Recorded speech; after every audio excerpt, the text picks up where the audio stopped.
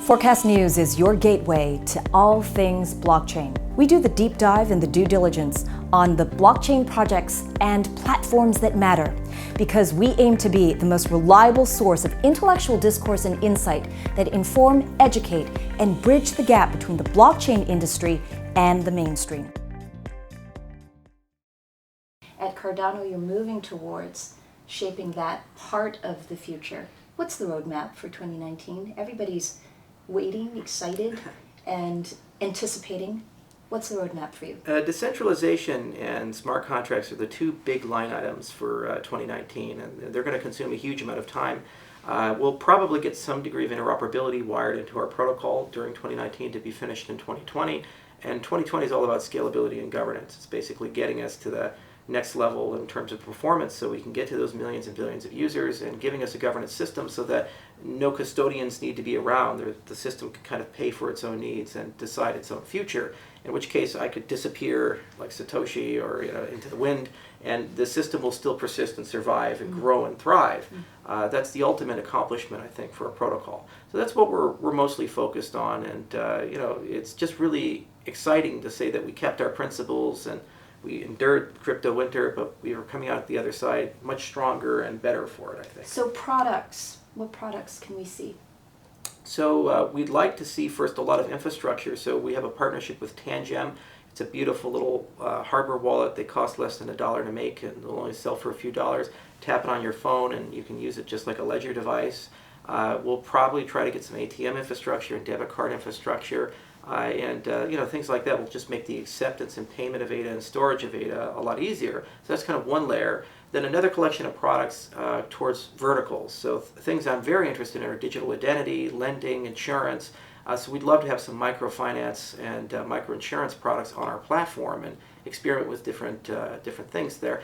And of course, inevitably, people are going to go for high-value applications. So we'll probably see things in gaming and gambling on the platform that third parties create, and other things along those verticals. And there'll probably be a lot of porting and replication, because at the end of the day, if you look at all the dApps deployed on EOS and Ethereum, they're not really loyal to the platform, nor should they be. It'd be crazy if you say, hey, we're Netflix, but we're so loyal to Amazon that we're going to build our entire business model around Amazon. At the end of the day, it's a service provider for their commercial vision. And if the fees get too high, or the platform's not stable enough for them, maybe they go to Microsoft, or maybe they go to Rackspace or a different vendor. Well, similarly, if you're running Golem or MakerDAO or these other things, if Ethereum's not really working for your needs, then you're going to go somewhere else. So we're going to try to convince some people that it's a good idea to port from Ethereum and other application platforms. How integral is Cardano IOHK for Asia, and how much does Asia support really support the Cardano vision? Japan and Korea, two of your main markets here. We have a huge fan base in Japan. It's pretty overwhelming. Some fans got together about 2 years ago, and they got a bunch of people in panda costumes to run around Osaka, which was a surreal moment. I got a message from somebody saying, why is there an army of panda men walking through Osaka with Cardano banners? And I said, I have no idea what you're talking about. So when you see these things, you say, okay, wow. But levity aside, what's really exciting is, we're building kind of concepts right now, like how would you do supply chain management for agriculture? If that works for coffee, it works for rice. If that works for rice, it works for pretty much any other agricultural good. It has to be retuned. So plenty of places that we're going to try to innovate in Vietnam and Cambodia and Malaysia, Indonesia. In fact, Emergo, one of our commercial partners, has already gotten a lot of infrastructure in these different areas, and they're just waiting to basically be able to flip a switch and run a lot of pilots. And similarly, there's a lot of places in rural Japan that have huge problems. It's getting systematically older. The young people move to the larger cities. So you have ghost towns all throughout large chunks of Japan.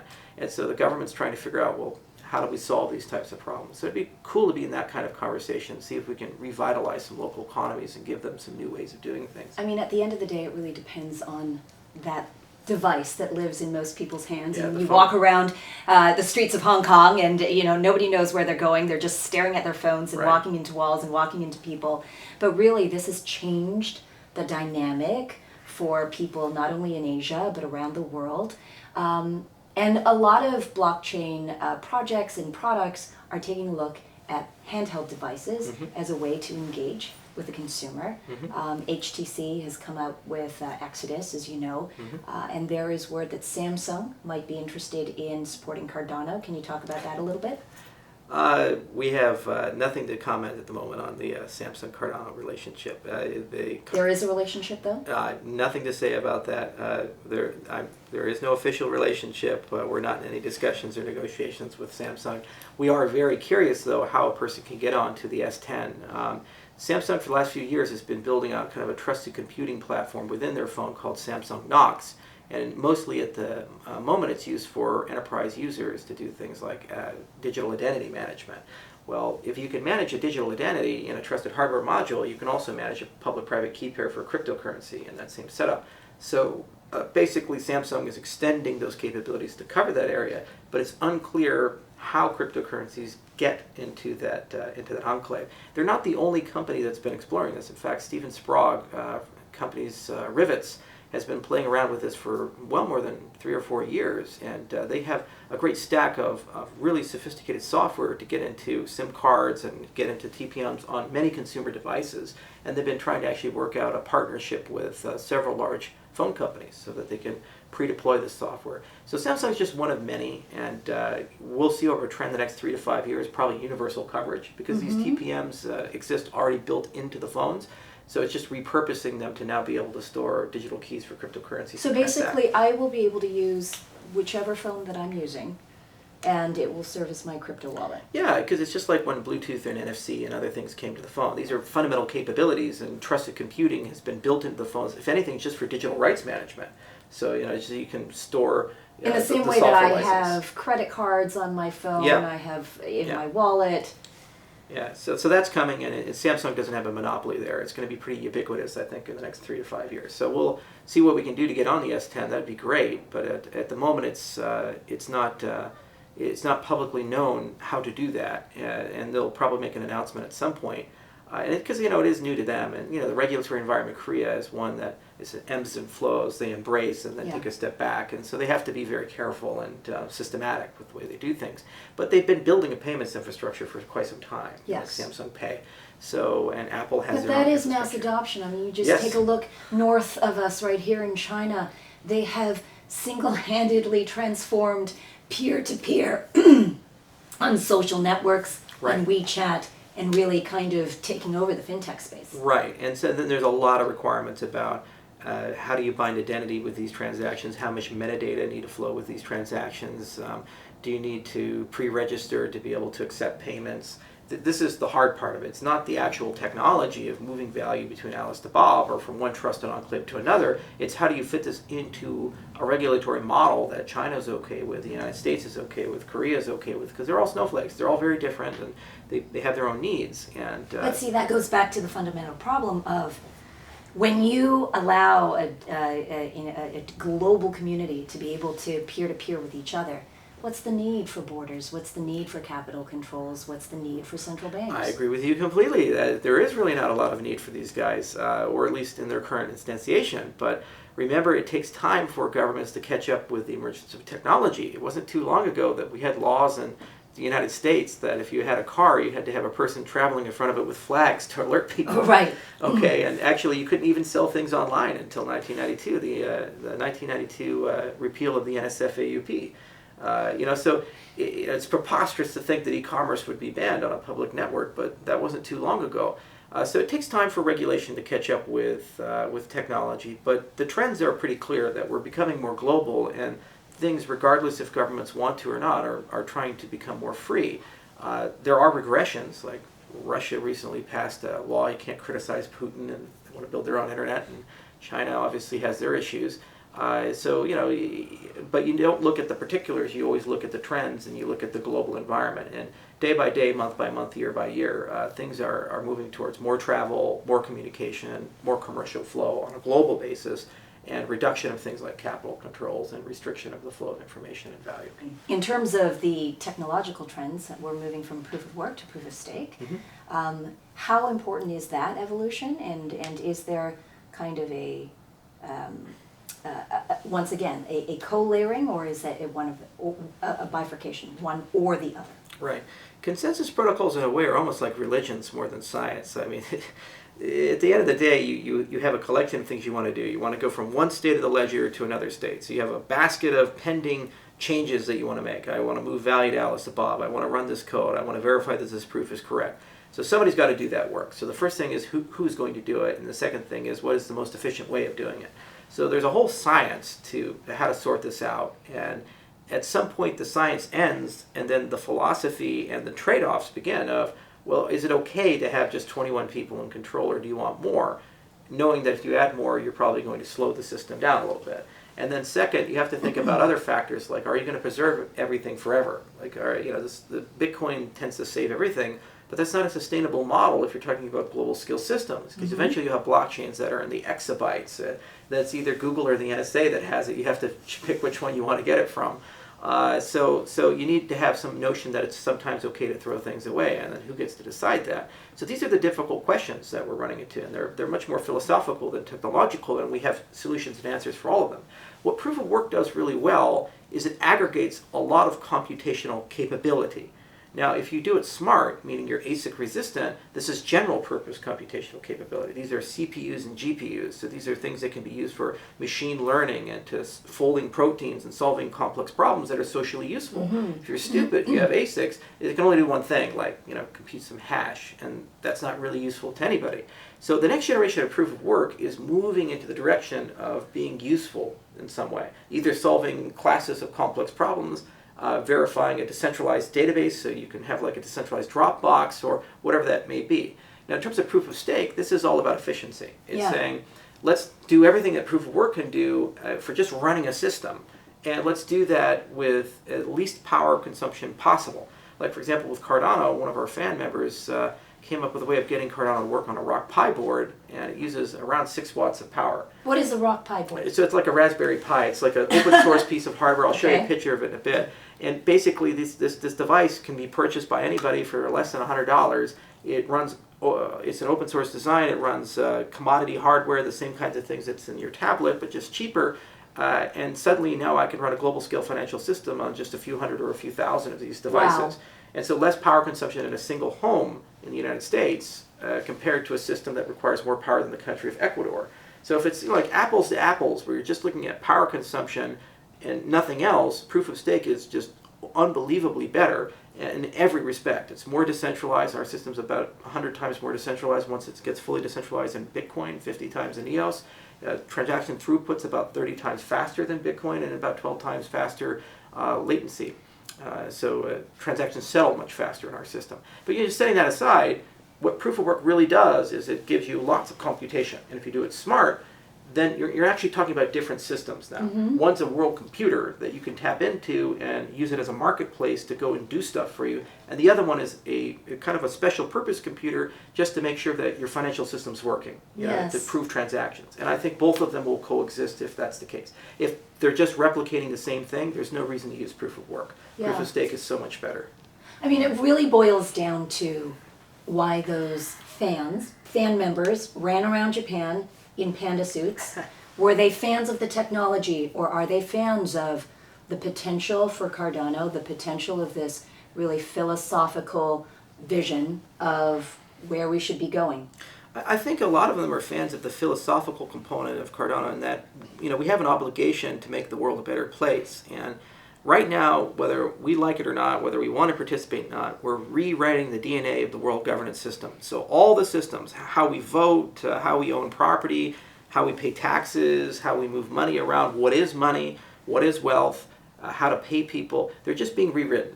And this happens every few decades to few hundred years, sometimes as a consequence of global conflict, sometimes as a result of a plague. Like when the Black Death came, people said, well, if the Pope can die of this, maybe the Catholic Church isn't so all-knowing and all-powerful, right? So maybe we should change society a little bit. It led to the Reformation. So when these major events happen, the DNA of the world, of how it's running, gets changed. And what they realize is we have a chance, a small window of time, to build a very fair system for the people who have the least. People who can't get credit, people who can't build up wealth. When the monsoons come, they lose everything and they starve to death. Suddenly, they can have a financial system equivalent in capabilities to the system that Bill Gates has. First time in human history this has ever been the case. And this system's not owned by someone. There's no cult of personality. There's no great Steve Jobs coming to the stage holding something. This is a system that is just as much theirs as it is mine, as is yours. And if we get it right, it's something that's going to be around for the next century or two, if not longer. 2008 gave us Bitcoin. We stared into the abyss as a global system, taking a look at capital markets and where we all have to, bet on our children's future to pay off debts of yesterday. Do you think that we learned the lessons of 2008 that gave us Bitcoin? Do you think that that event is yet to come? No, we haven't. If you look at every metric from bank centralization to regulatory policy, look at national debts, you look at how we handled the bailouts, the fact that there were no consequences for the people that caused these things. Globally speaking, I don't think the world economy on the legacy side learned a lesson. They just doubled down and they kicked the can down the road, and the next crisis will even be worse. This is why Bitcoin exists. If you cannot, in an existing system, get a recovery from a mistake, then the only option you have is to build a parallel system that's better. And that's what we're doing. Do you think that system is ready for the next event that's coming? I really do. I mean, 23 trillion of debt in the United States. A lot of derivatives are still toxic, floating around the world economy. It's unbelievable amounts of dangerous stuff there, and we're just one major global crisis away to knocking all of these nation states into a big problem. I mean, we have a real estate bubble in China that they're trying to hide. And, this trade war is really starting to expose that, and their markets are not stable. The U.S. markets aren't stable. None of the markets are stable. They're just being propped up by massive amounts of new money being printed, and we're kicking the can down the road for a large collapse. And this is nothing new. I mean, we saw this in the Great Depression. We saw this, all throughout the 19th century and so forth. It just is an invitation to change the way the world economic system works. The other thing is we have a lot of innovation coming that's going to create structural unemployment at very high rates, especially in the service economy. When robotics come, artificial intelligence comes, it's going to wipe out good 10-20% of the low-class economies. So people make under $30,000, under $40,000. All the truck drivers are inevitably going to lose their jobs, or it's going to consolidate it down to 10 or 20%. Like, one of the big misnomers is that somehow all the manufacturing jobs in America disappeared.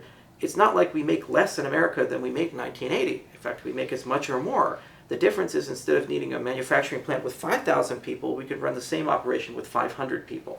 So we've permanently lost 4,500 jobs due to an increase in technology. So when these trends occur, and you get 10-20% of your economy now unemployed and unemployable, and then you combine it with this huge amount of debt, which we eventually have to pay, and the inflation it's going to cause in the money, it's a death spiral, and it's something that's going to really hurt a lot of governments. Is blockchain a partial antidote to that? I mean, just think about the insanity of our space, where we say, hey, there's this anonymous money, that's made some hacker on the internet, nobody knows who he is, and there's like these computers somewhere, you don't know where they're at, mint these coins, and would you like to buy that? I mean, in 2009, we tried that, and people said, oh, this is insane. Now it's like, yes, I want Bitcoin. Everybody wants it. So the very fact that Bitcoin got adopted on a global scale and it made sense to people tells you that there's definitely concern at the base level for the health and vibrance of the world economy. You don't go and buy gold, and you don't go and buy land, and you don't go and diversify outside of national assets, accepting that you don't get a good return on these things if you're super happy or super confident in your economic system. People are worried, because politicians aren't accountable on a global basis, certainly not in the United States. There is no political solution. I can't fire Nancy Pelosi or Donald Trump or these. They're in, and even if they get replaced, the next person who replaces them seems to be categorically worse, and people aren't listening or talking to each other. And so as a consequence of that, people are taking their own lives into their own hands, and they're saying, look, I'm just going to move into Bitcoin, I'm just going to move into cryptocurrencies, I'm going to move into gold. And if we see year by year, more and more people are doing that. And if millions and eventually billions of people leave the legacy system into the new system, then the new system becomes the legacy system. And that inflection point will inevitably occur at some point. And if it takes a global financial crisis to push us into that, or it's just an organic movement like the adoption of the internet, in either case, I think the merit is on our side, because at the end of the day, money wants to be free, people want to be free, people want to be in control of their own financial future. And if you tell them, no, you can't do that, or you have to stay in a system that could turn into Venezuela or Zimbabwe, and oh, by the way, enjoy 20% unemployment rates, they'll never get better, there's going to be a revolution. People just can't tolerate that. That's what causes social unrest. So I'd like to be productive, I'd like peace, and I think giving people a class of technology that lets them socially work their way out of this tunnel without violence and without revolution and without hard times is a much better alternative to just riding the legacy system until it burns to the ground and then enduring with the consequences of that. That's what leads to food lines and a rise of communism and total totalitarianism and so forth. Entrepreneur, mathematician, one of the leading voices in blockchain. I'll add one more. Philosopher. Charles Hoskinson. Thank you so much. Thank you so much.